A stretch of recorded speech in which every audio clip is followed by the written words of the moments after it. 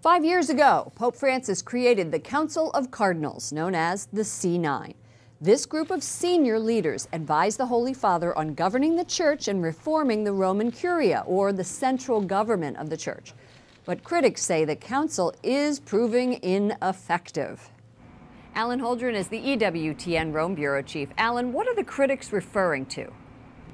Vatican observers, advocates for spiritual reform, and many of the faithful are saying that the Council hasn't achieved either of its objectives. That's in helping for the governance of the Church and also in reforming the Vatican. Vatican departments have indeed been streamlined at this point, but critics say it's a case of just a little bit too much fanfare and a little too few results. Some Vatican employees say they've lost morale in their departments. That's because there's no clear direction. In many parts of the world, Pope Francis has the appeal of a rock star, really, Lauren. But here in the Vatican, employees, some of them are saying differently. Sources have told me that they feel battered. One telling me yesterday that the annual Christmas greeting comes across as if they're being scolded by Pope Francis. In terms of reform, the Church is facing many crises around the world. It doesn't seem to be any better prepared to face them with the existence of the C9.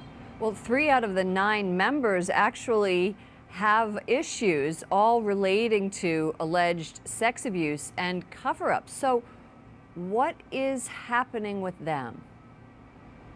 So there's Cardinal Oscar Rodriguez Maradiaga of Honduras. He's facing scrutiny back at home for alleged misconduct financially in his diocese, but there's also a seminary that allegedly had a homosexual culture that he didn't deal with. There's Cardinal Pell in Australia, who's dealing with charges against him personally for sex abuse decades ago. He's been out of the game for over a year now. Pope Francis put him on leave in order to face those charges back at home. Cardinal Francisco Errázuriz of Chile is in the middle of that abuse crisis there. And then there's Cardinal Marx in, if we go even further, in Germany, who has been accused of causing controversy over a proposal to give Holy Communion to non-Catholic spouses. There's a cardinal from India who has had cancer and has missed meetings. It is a difficult situation for the C9, and some people are asking, if they aren't effectively able to lead their own diocese efficiently, how can they hope Pope Francis in governing the universal Church? Will the Pope make any decisions? What's the future of the group?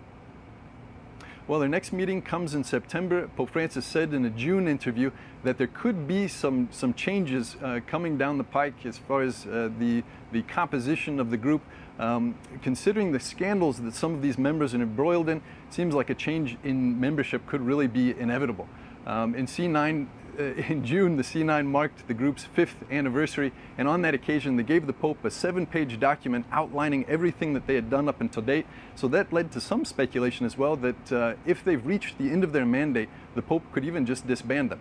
We'll know more about that hopefully here in a month when they convene again.